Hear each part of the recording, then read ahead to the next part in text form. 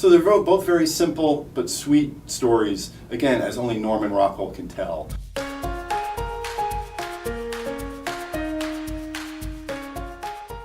Hi, I'm Kim from Ingram, and this is Will from Abbeville, and we're here today to talk to you about two new children's books coming out on September 5th. Norman Rockwell's A Day in the Life of a Boy, and its corresponding version, The Day in the Life of a Girl. Tell me about these books. They're really fun. They are really the first children's books illustrated from Norman Rockwell's famous Saturday Evening Post covers. These were popular covers. These two are from the 50s. That explored sort of 24 vignettes of the day in the life of a boy as he wakes up through his ordinary day, and then the day in the life of a girl. So for example, the boy wakes up with his dog, and he likes to read comics, and he gets into trouble at school, and there's a baseball game, and then he ends up in front of the TV at night. The girl's story is similar, although it's a summer day, and she wakes up, and she rushes off to the town pool, and she faces down a bully, and she goes to the movies, and there's a fancy party that she gets dressed up for, and then she goes, walks home at night and gets a peck on the cheek, and then writes it all down in her journal before she goes to bed. So they're both very simple but sweet stories, again, as only Norman Rockwell can tell. There's a second element about these books that's really interesting.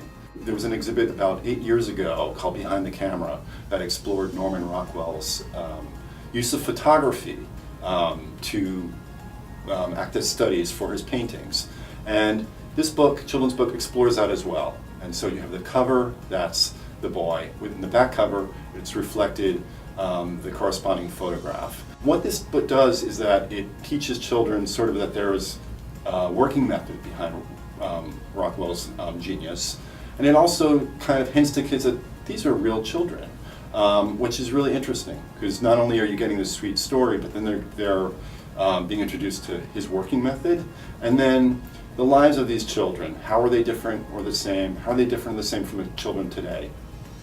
And to take that one step further, we interviewed these child models. They were 10 years old in 1952. Now they're in their 70s. Both wonderful people. They had great experiences with him, and you can hear them.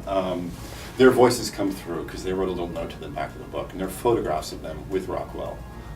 Probably the thing that I take away from their statements is that they had fun with Rockwell. He was a neighbor.